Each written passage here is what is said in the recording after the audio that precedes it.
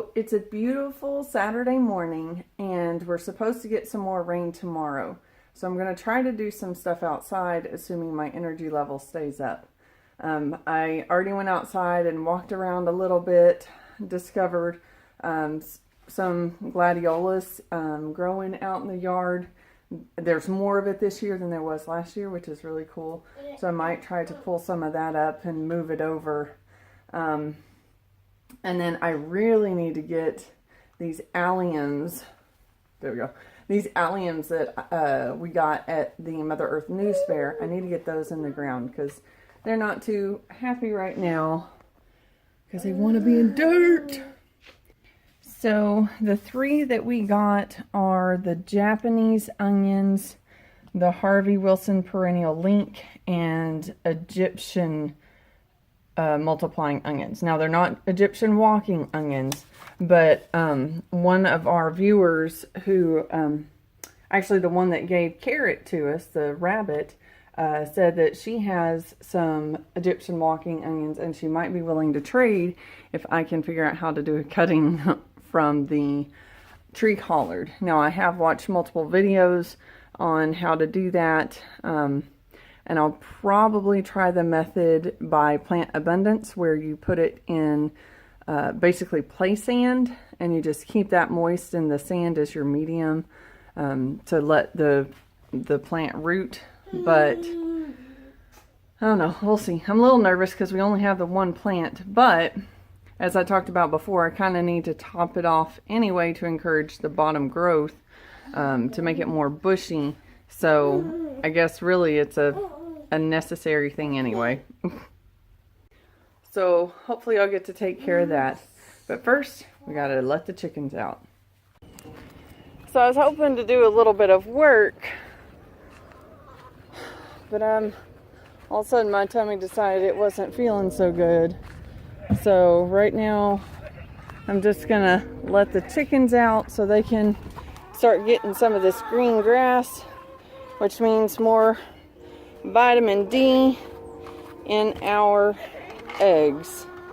I think it also means more D3, K2, there we go, which is good for our teeth. And that's on eggs that are from hens that have been able to feed on grass. I don't know if Justin's told y'all, but we now have two roosters.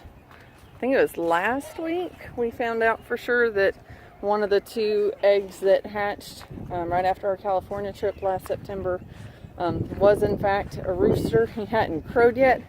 Hey, sweetie boy. Woo! He hadn't crowed yet, but he mounted one of the hens, and within the next day or two he crowed. So it's like, okay, so now we have that decision to make, whether to make him a freezer meal. The reason being is we know we like Golden as a rooster. Oh yeah, see, okay, that's what happens. The non-dominant rooster tries to mount a hen, the hen fusses, and the dominant rooster goes at them. Now, if you have enough hens, it's not a big deal, but we don't have enough hens for two roosters. So if we don't get rid of the non-dominant rooster, what will happen, well, if we don't get rid of one of the roosters, what will happen is the hens will just get way too stressed because they have two roosters fighting over them. The non-dominant rooster will suffer because he doesn't get the ladies he needs, and it just like drives him nuts. And we know that we like Golden as a rooster, so I know that I want to keep him. So as beautiful as our new rooster is going to be, we just can't take that risk for our hen's sake and even for his sake, because that's what happened with Snowcap, and he was just miserable and it wasn't fair to him. So we need to take care of the situation soon before it becomes a problem. So what I was concerned would happen has happened. Because these weren't labeled whenever they were put in the bag, I don't remember which is which. I think these wide-based Alliums are the leeks, but I could be wrong. But these are significantly wider. And then these are thinner, but there are some bulb-like sections at the bottom. So I'm not sure which one that one is. And this is wider at the base as well. I don't know. And the tops, of course, look very similar. So I can't really tell a difference for those. Well, I say that. Okay, maybe these are the leeks, because these, the stems are more flat, like a grass, whereas these are round and these are round. So maybe this one and this one is onion and this one is the leek. Well, I don't know. That's going to be my assumption. And that's part of why I'm capturing it on film, so that I can go and research after I plant. But I want to document where I plant what, so that once I figure out for sure which one is what, we can put plant markers so that I won't be confused again.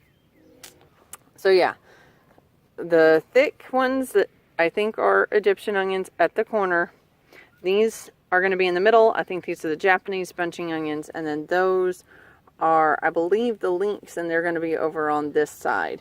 And the reason I'm not putting them right up against the fence line is I like using the fence as a trellis. So if we plant runner beans or pole beans or something like that, or even loofah here again, that still allows that space to plant, and then we'll have the alliums kind of out a little ways, just so we can try to utilize this space. We'll see how it goes.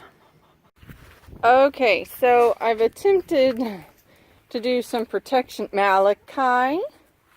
Yeah, we'll see if this works. So it looks really ugly, I get it, but to try to keep the chickens out of there without having to build a whole structure, I've just used some of that accordion folding garden liner stuff. Old stuff that we got secondhand, and it's just been sitting outside, so it's all rusted.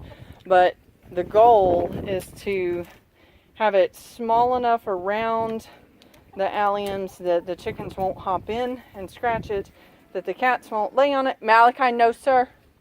And that the little boy won't step on it accidentally.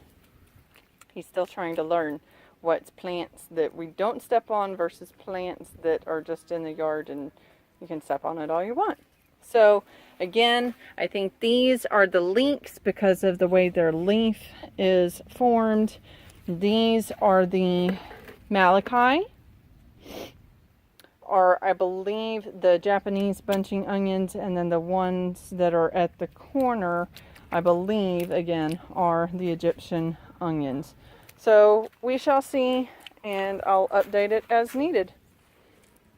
I'm just very glad to get these in the ground, and I hope that I don't regret putting them inside the garden area that's protected by the chicken or electric poultry netting, because it will, having it in there does mitigate having chickens and little ones mess with them as much.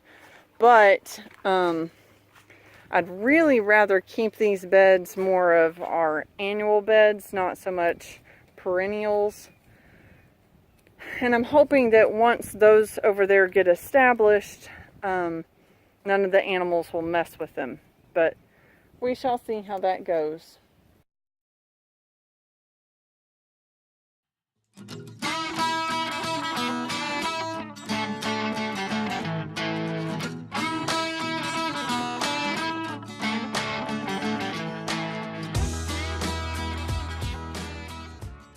Hey, clodhoppers, thanks for watching the video. Push the thumbs up to like the video. Also hit that subscribe button, also the bell, so that you can get notifications when our videos come out.